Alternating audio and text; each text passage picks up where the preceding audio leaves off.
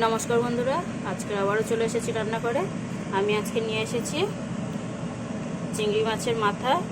এই যে খোসা টোসাগুলো ছাড়িয়ে পরিষ্কার করে নিয়েছি। আর এখানে নিয়েছি পটলগুলোকে এইভাবে কুচি করে নিয়েছি। এই পটলগুলো একদম ফ্রিজে সবজির তলায় পড়েছিল, শুকনো হয়ে গেছিলো, সেরকম পটল আমি নিয়েছি।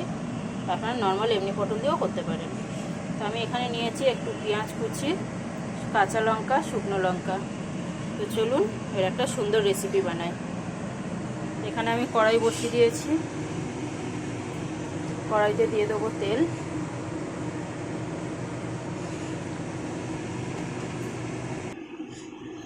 এখানে আমি দিয়ে দেবো 1 চামচ 5 ফোড়ন, দিয়ে দেবো শুকনো লঙ্কা,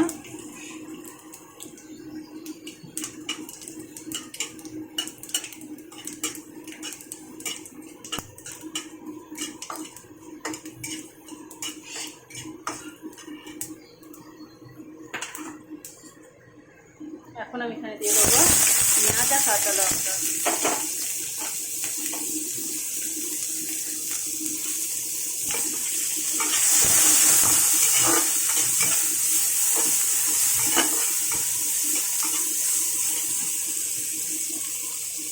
দিয়ে দেবো চিংড়ি মাছের মাথা।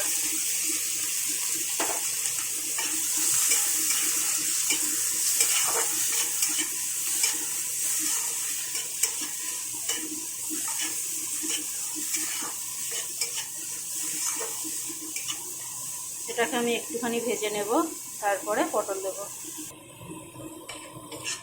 আমি এখানে চিংড়ি মাছের মাথাগুলো হালকা করে ভেজে নিয়েছি। এখন আমি এখানে দিয়ে দেবো পটলের কুচিগুলো। পটলগুলোকে আমি একদম ছোটো ছোটো করে কেটেছি।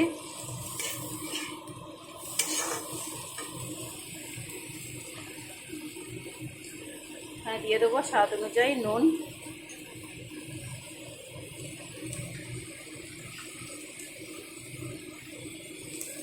হলুদ গুঁড়ো আর একটু লঙ্কার গুঁড়ো।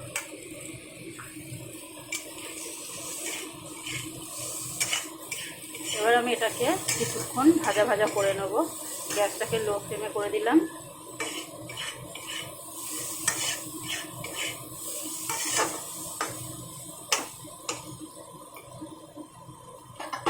আমি এটাকে ঢাকা দিয়ে ভাজা করে নেব।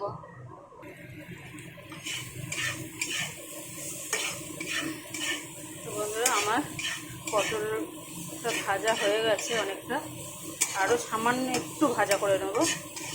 আপনারা এটা ছিলেও বাটতে পারেন কিংবা মিক্সিতেও বেটে নিতে পারেন। আমি এবার এটাকে নামিয়ে একটু চিনি দিয়ে দেবো, দিয়ে একটু নাড়াচাড়া করে নামিয়ে নেব। নিয়ে ঠান্ডা করে তারপরে আমি এটাকে বেটে নেব।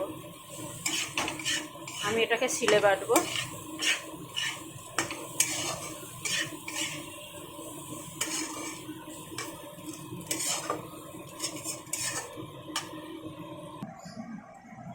বন্ধুরা দেখুন ভাজাটা কত লোভনীয় লাগছে। আমি এটাকে নামিয়ে নিয়েছি। এবার একটু ঠান্ডা করে নেব, নিয়ে তারপরে আমি এটাকে বেটে নেব। তারপরে দেখাচ্ছি।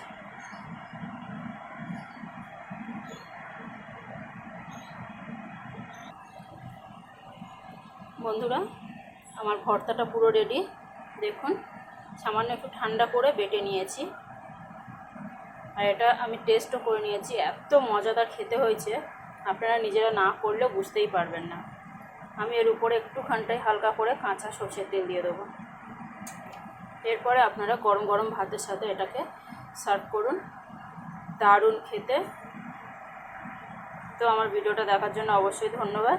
আমার ভিডিওটা যদি ভালো লাগে অবশ্যই একটা লাইক, কমেন্ট, শেয়ার করবেন। আর আমার চ্যানেলটাকে সাবস্ক্রাইব করে আমার পাশে থাকবেন। ধন্যবাদ বন্ধুরা। আজ তাহলে আসি।